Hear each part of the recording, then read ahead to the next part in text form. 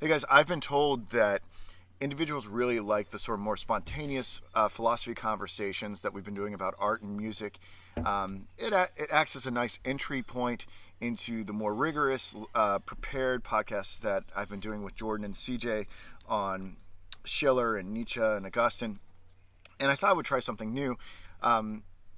Examining the intersection of music and philosophy is a great way to get people interested in philosophy in general, because music is something near and dear to their hearts. Something else that is very near and dear to people's hearts are politics. And I wanted to introduce you to a friend of mine that is visiting from Belfast. His name is Mark Rose, and he is a lawyer. And we've been friends for 15 years now, or something to that effect. About that, Yeah. And he's got a great accent, and he's very knowledgeable about all things political and legal.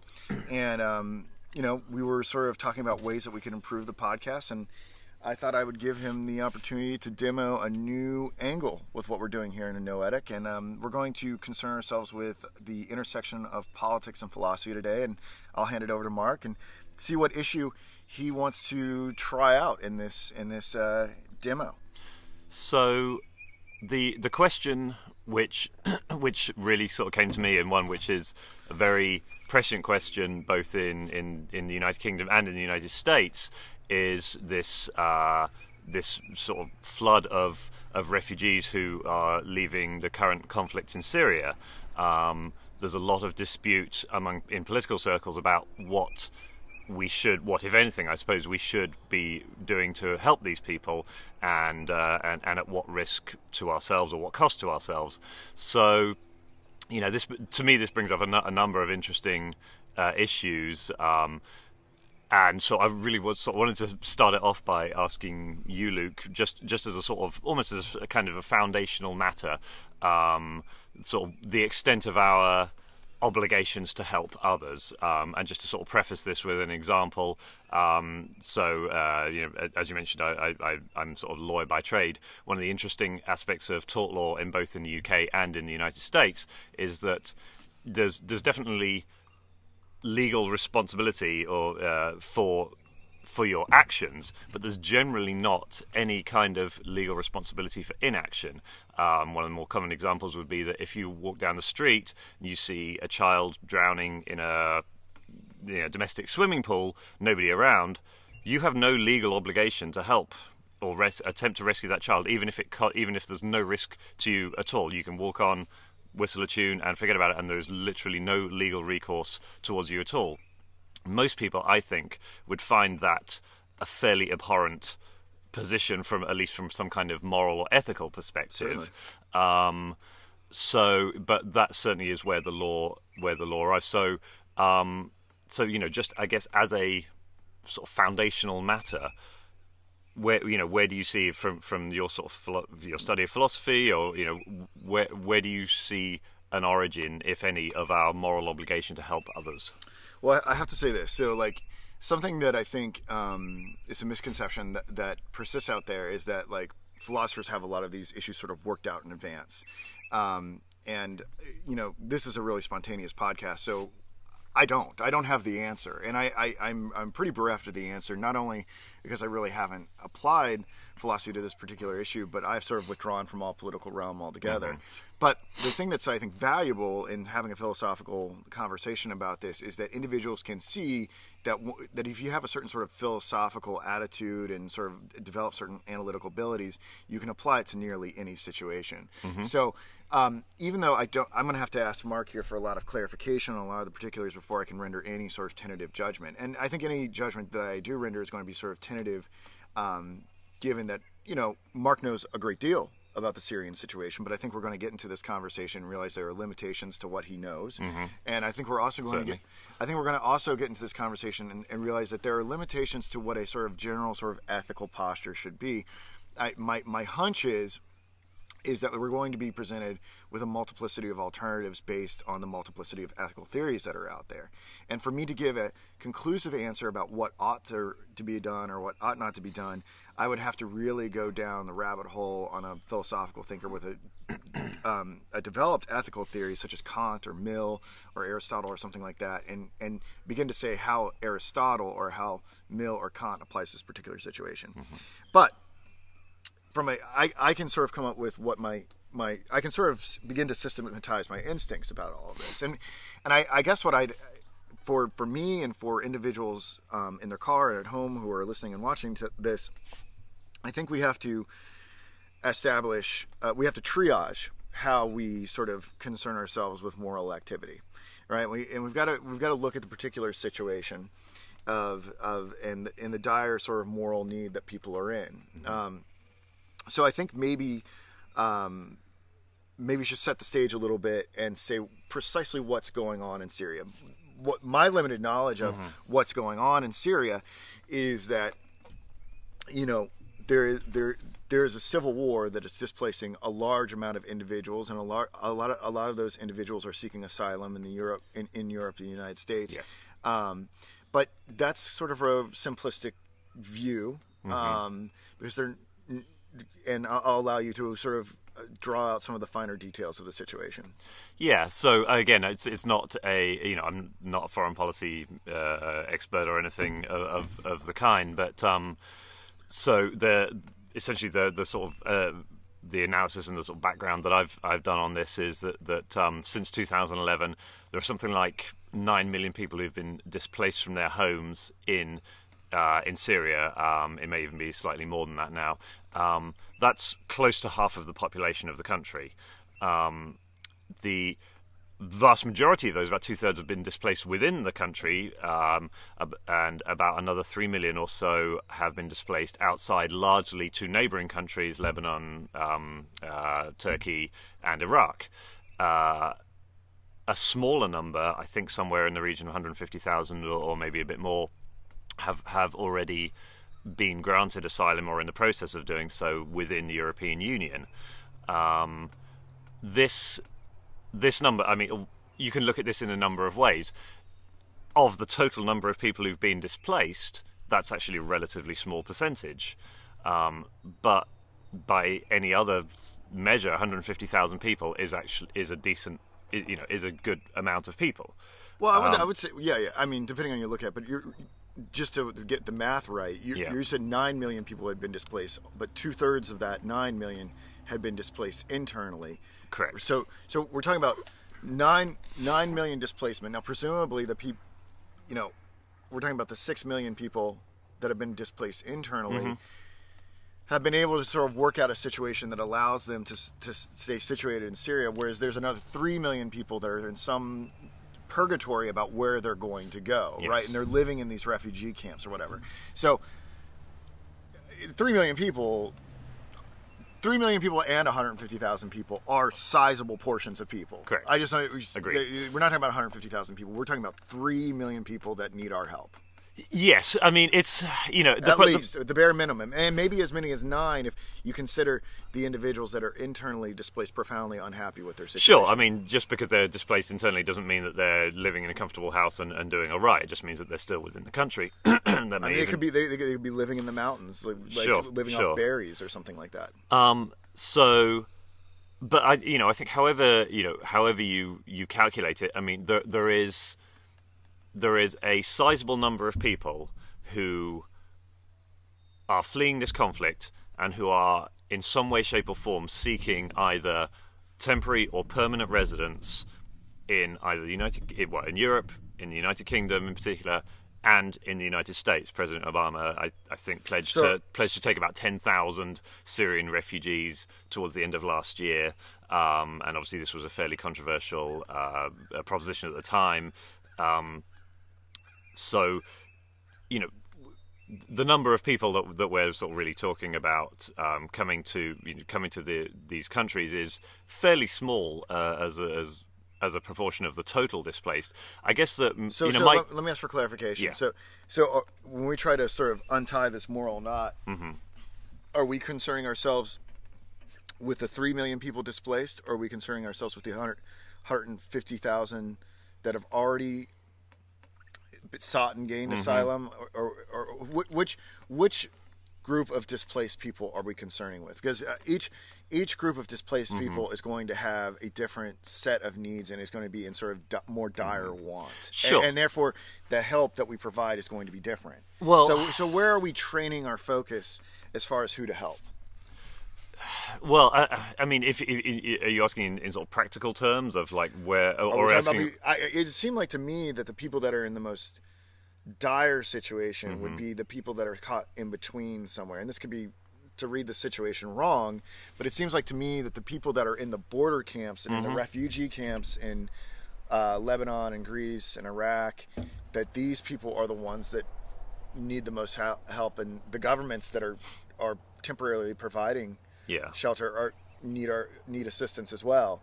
It would seem like to me that that third of the 9 million people ought to be kind of where we train our focus. But that 3 million people may not all have the same aims. Like that 3 million people, maybe only a small sliver of those individuals want to immigrate into Western states. Maybe some of them just want to hang out in these refugee camps until things calm down in Syria and can go back, or maybe they have other designs. And I mean, can we even, can we even speak to what that 3 million looks like and what they may want? No, I mean, you and I sitting here now, certainly, we can't really. I mean, so to bring it back to the sort of to the primary to our topic here about maybe to what extent we might have some kind of moral imperative to help people.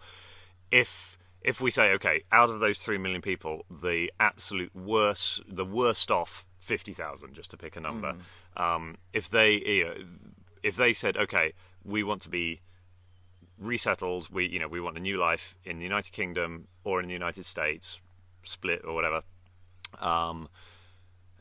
what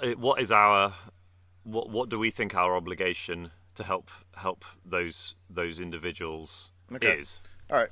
Okay. Yeah. So we'll just take a theoretical 50,000 individuals spread out amongst the Western states, and so I guess the question is when we so I've kind of got the idea of who the subject is that we're helping now. So that's why I'm asking these questions for conceptual clarification. Now, the further conceptual clarification that I need is who is we. Right. Because when you and I speak of we, I don't know is your we different from my we? Because when I say we, that means United States. Yep. And you have a unique. You are a citizen of the world, right? Who is your we? I mean, are you trying to look at it from what the United States should do? I was asking what the UN should do, what should the EU should do, what the UK should do. Who's we for you? For the purposes of this conversation, let's assume that these 50,000 people are going to be equally split between the United Kingdom and the United States. Okay, so just to again, I mean, are we the prime minister and president of our respective countries? Yeah, I mean, with this thought experiment, I think things would be a lot better run if we were. But that's high praise. But let's say that. Yeah, so you might ask the question this way. I mean, to go back to the individual question of the child drowning, a lot of people would suggest that there is an individual moral imperative to help. Can a nation have a moral imperative to help? God, that is a massive question. And go.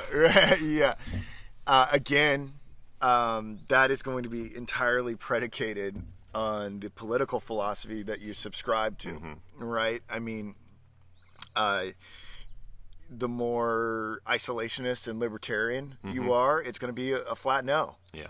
And the more globalized the country is, the more steeped in humanitarian, maybe even if there are sort of religious themes woven into the fabric of that nation, then it's going to be a perhaps reluctant yes. Yeah. And I think you have to look at America. And I think you have to look at America as what it is, and it's a hodgepodge of different political philosophies and backgrounds and things like that. But I think in general you'd have to look at America as one that is sort of predicated on the principle of helping people. It's not a radically isolationist and libertarian place. It is a place that was founded on the very principle of giving individuals asylum and has fought many, many wars in the name of liberation, whether we like it or not. George Bush thought he was liberating the people of Iraq from Saddam Hussein. That's not, people didn't like that argument, but that's what he thought he was doing. A lot of the other, I mean, we've fought plenty of wars in the name of liberation from communism, totalitarianism, Nazism. Yeah. So I would say that we are a country that generally takes it to be a moral imperative to help. So I would say it would be antithetical to the fabric of the American state to turn a blind eye to people that are in complete distress. And we should say something about the nature of the distress that people are in. Just to accept, like, these are not just individuals who are like, my country kind of sucks, can I come to yours?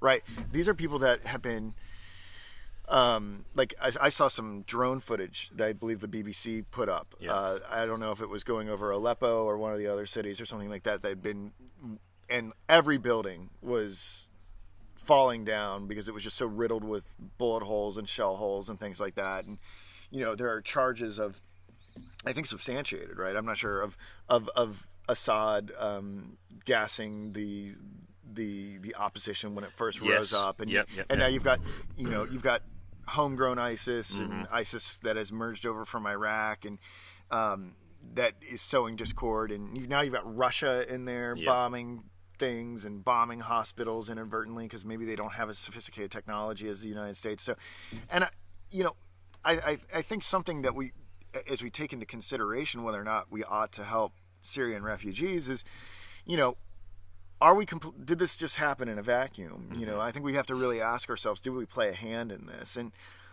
despite all the good intentions of doing what we did in Iraq, and I sincerely do believe that people like George Bush thought he was doing something good for the Iraqi people, was the unintended consequence of that to foment the radicalism that would set off this civil war in neighboring Syria. Now, was that foreseen? Could that have been foreseen? I think there probably were some people that foresaw that. And if that is the case, then as a nation, I think, especially those of us who may have supported the idea of liberty and democracy for people who live under a tyrant, I think, I think we ought to be concerned about it, because, I mean, indirectly our actions may have contributed to this situation. It may have trickled up to it. Now maybe someone would be like, well, look, I'm an utter pacifist. I don't want to get my hands dirty about any of this or whatever. So the calculus is different from me. But it would seem like America as a nation is not the cause, but is one of what. If I was to divvy up a pie, I would give it. I mean, this doesn't mean anything, but I would. I don't know. I'd give it a 15% slice or something like that. Yeah, I mean, we might disagree on the numbers. I mean, I think that's... What would you put it at? I don't know. It's not like I've ever thought about this before. Yeah. I mean, I have to draw it out. I mean, completely off the top of my head, maybe 30-35. But okay, sure. We're still in the minority. Yeah, not 100%. Yeah. And given the fact that the invasion of Iraq in 2003 was US, UK led. Any of that responsibility to me is shared equally between the two. Oh yeah, because we're the leaders of this country. Exactly. Yeah. So is split between those two, and that's why that's in some ways. You actually have more because you've lived in both countries. Oh, sure. I'm not sure about that. This is more your fault than mine. We'll do a whole separate podcast on that. But I think that that certainly brings up. That does bring up an important point, and to sort of bring it back to my sort of fairly gruesome drowning baby argument. At least when it comes to legal liability, the primary exception to, or at least one of the primary exceptions to not having a responsibility to assist would be is if your actions contributed to the fact that this baby was drowning in the first place, in which case you would have both a legal and a moral obligation to offer some kind of assistance. I tend to not think about it in legalistic terms because it's because you're not a lawyer, but I am, I'm trying to tie these things together. It's not that I'm not a lawyer and you are, but what I'm saying is that in a law and legalism like that typically functions within codified boundaries, right? So you're an expert on American and UK law, right? But these are established boundaries and things like that. But we're talking about international organizations. Sure. We're talking about international issues, and we're dealing with other states that we don't necessarily have jurisdiction over. So I guess what I'm saying is the legality of these things starts to break down. Yeah, I'm not suggesting it's that. Not that I don't care about the law. No, I'm not suggesting that our the UK and US's actions in 2003 and onwards created some legal obligation. I'm just really contrasting it with this individual situation, which I think is fairly accessible and identifiable to most people, and sort of highlighting that, you know, in one sense there is a moral that most people would agree that there's a moral imperative, but there are certain situations where you would have both a moral and a legal imperative as well. And you know, to be fair, I think. Do you think there's a legal imperative? Because it seems like we've gotten at the idea that there is definitely a moral imperative, but I couldn't speak about there being a legal imperative. The moral and to me, also it's not. Maybe I tend to put the priority on the moral imperative because that's really what animates things. If there was only a legal imperative but no moral imperative, I don't think it would be animating. It seems like the moral imperative is more important for action to actually ensue. But you being the expert on law, do you think there is any? I've sort of dismissed it that there can be one because it's when you get to on the international scale, I feel like we're just kind of playing jazz with law. I'm not aware that. Yeah, I think that is very much the case, and I think that's a very good analogy. I'm not aware of any legal basis in international law that would other than, you know, both these countries, both of our countries are members of the United Nations. We've given treaty obligations. The UNHCR is the UN agency primarily charged with assessing and settling refugees, and you know, we are parties essentially to the treaty that creates that agency. I don't know myself, but part of the process of that is that the UNHCR assesses people and determines which country they should go to based on a variety of factors, one of which might be the US or the UK if there are familial connections or whatever. How binding is that, right? Let's say. Well, that's the question: is how binding is it? You know, then you can get how binding is international law in general. The promises you make, there is no overarching. And the reason I think it becomes binding if people feel there's the moral imperative. Sure. Right. Like, sure. Absolutely. If the American people were like, yeah, we really should help those individuals out, we will take that dictate from the UN. But if we were like, F no, well, you know, and certainly the response to President Obama's suggestion about 10,000 refugees was very split. There were a lot of people who were saying, look, these are people who are suffering horribly, even regardless of what culpability the US or the UK might have in creating that situation. But they're just saying, look, these people are in a terrible situation, and it's just not appropriate for us to stand by and say, sorry, I'd love to help, but, like, and obviously the counter-argument, which, I know is one that you sort of focus on, is to what extent are you obligated to take risks of your own in terms of trying to help those people? There's frequently the argument made about the wolf in sheep's clothing, about, ISIS terrorists trying or other terrorists infiltrating into these people and gaining admission via that route. For what it's worth, I think the length of time it takes for somebody to be approved and settled to the United States as a refugee is about 18 months. I think there are far easier ways for somebody to get in than posing as a refugee. Now that maybe they're a refugee as well as being radical. I mean, who knows?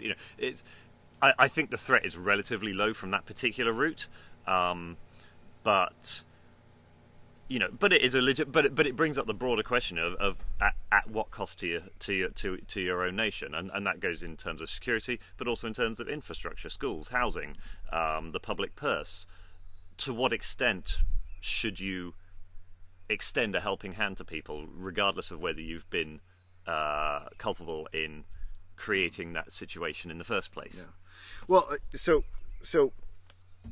I think we're in agreement here that we should help, right?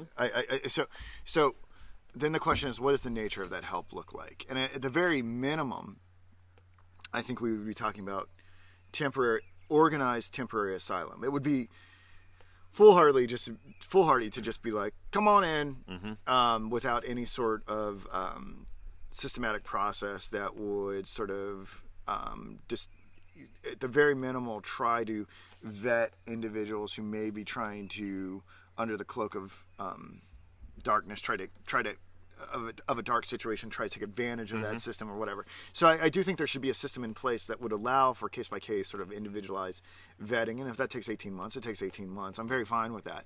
I think the question then becomes I think all the party. I think pretty much any Western nation that has sort of benefited from asylum efforts, or been built on principles of asylum, or has liberated people in the past, or has been liberated itself, and so I think this would apply to all of the Western countries. Should be a participant in all this. I don't think it should necessarily just fall on the UK and the US.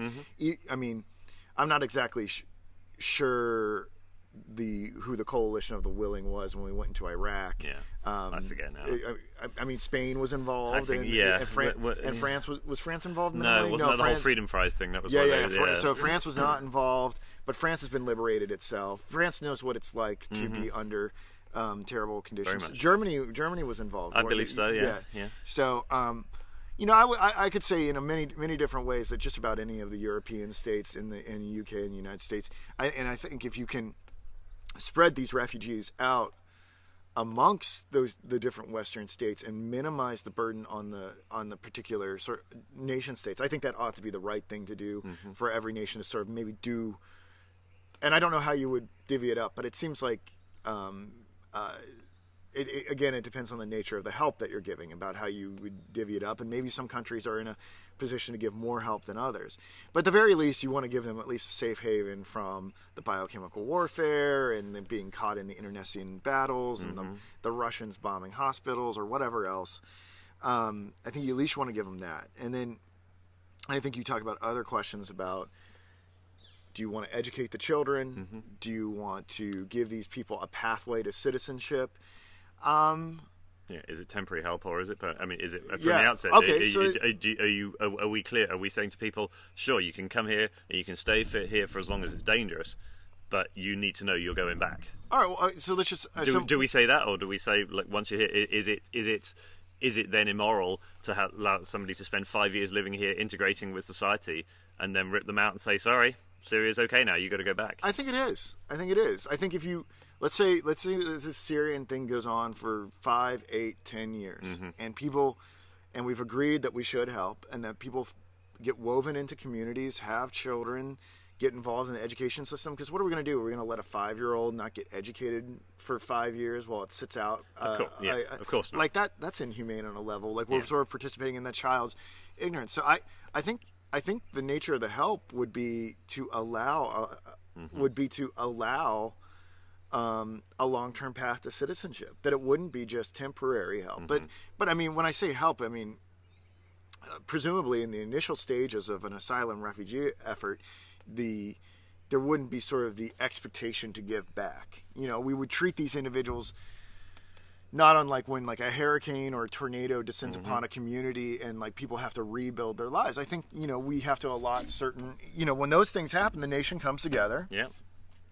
And they donate money, they donate water, they build houses, and I in the best parts of America, and I'm sure the same thing happens in Britain when you guys have natural disasters, come out in these situations so people can get back on their feet. Yep. And I think the question is establishing when they're back on their feet and when they're no longer receiving the sort of that governmental or that charitable assistance, and then when you start to create a situation where they can start being functioning members of the society. Because I think the thing you don't want to create is a long-term subsistent population that isn't integrating into the country, because then you could actually have pockets of the population that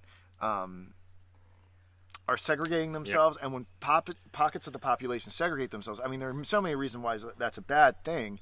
Not only because it deprives us of intercultural exchange, and I think we could benefit tremendously from that in this country. But I mean, that's a lot of the time. If you really are worried about radicalization, I think that's how that can happen. So you need to make sure that whatever American values are, the same values that were extended to them are something that's sort of woven into that subculture as well. You know, I mean, I don't think America got to be what America is by just a bunch of different fiefdoms. Like it was a bleeding into one another, understanding one another, building consensus of values, and that's how we sort of, at least in our best moments, I feel like that's what keeps us away from becoming radical. And I worry that, you know, the sort of current political climate, the fact that we have so many educational tools and things like that allow us to sort of blind us to other points of view, that we're somewhat self-segregating ourselves ideologically or whatever. And that's a whole other podcast, but like the rise of Trump, you know, I wonder if we're cutting ourselves off from perspectives, and I think we don't want to necessarily create a population that's cutting itself off from the larger world and American perspective too. So maybe that sounds terrible. I don't know. Maybe people are going to hate me for saying that, but I think if the help is there, there's got to be a path to integration, and I think it is the humane thing to do to extend long-term citizenship. I think where it can become potentially problematic is why them. Right, right, and we talked a little bit about this before. That was going to be my next question. Yeah, is that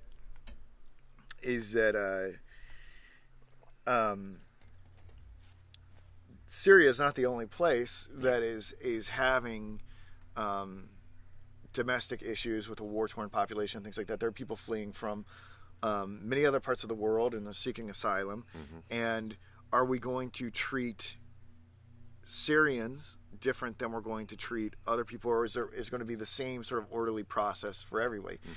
Now, this presupposes that we have a sane, orderly process already intact, and we don't, right? Like we really have two different immigration systems, wouldn't you say? Like, or maybe you wouldn't say. I mean, like because we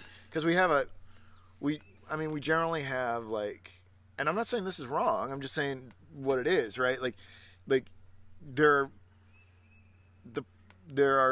a process for some individuals to come into this country that's different from other people getting into this country. Like if you know, I mean, I'll just say it. There are a lot of, I mean, and I don't mean this in a disparaging way. There are a lot of illegal immigrants from Mexico and South America and stuff like that, and had to go through no immigration process whatsoever. Whereas if you become a citizen or whatever, you get treated by a whole different other standards. And so is that a problem is there something conceptually problematic about giving the Syrians,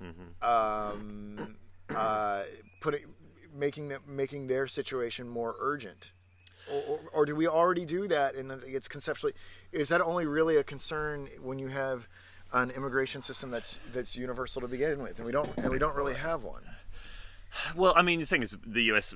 to a number of points, the U.S. does have a functioning immigration system, and the U.S. actually, I think, admits legally something like 400,000 people every year. That's essentially what the budget allows for, which, you know, it's worth mentioning in you know, I think in defense of a lot of people who think that Americans are anti-immigrant. That is significantly higher than most other Western countries, you know, I think that's quite commendable. I think it's very commendable. But you know, obviously you bring up a number of issues. Is that, you know, in the current, you know, if we look around the world right now, perhaps it's fair to say that the most pressing need, and you could easily dispute this, but perhaps you know, for the sake of argument, the most pressing need is Syria. Let's just say that for the sake of argument. But maybe, maybe it is. But there are plenty of people fleeing, who have fled. You know, equally or similarly war-torn or tumultuous situations in places like Somalia, Eritrea, parts of Ethiopia, South Sudan, Pakistan, Afghanistan. You can name any number of countries. I mean, the South American countries that are beset by the drug cartels. Exactly. Yes. Yeah. We talked about that. I mean, people living in horrific conditions under the control of cartels within almost sight of the U.S. border. Are there? If we say that there is some kind of innate moral imperative to help Syrians, is there a similar imperative for these people? And how far down, and where does the line go? There are plenty. One of the things that is very much a hot button issue in the UK is the idea of people migrating within the European Union from the poorer areas, the less developed countries, such as Hungary, Romania, Poland, into the United Kingdom and other European countries, who are purely economic migrants. They're looking for work. They're looking for a better life. They're following an innate desire that I think is within all of us. They want a better life for themselves, for their families. They want opportunities. They want the ability to work. They look around them and they see nothing available. And the law says, well, you can go to England, and it's there. And this creates a certain amount of resentment within the United Kingdom. But again, if there is some moral imperative to help people who are in dire need, how dire qualifies?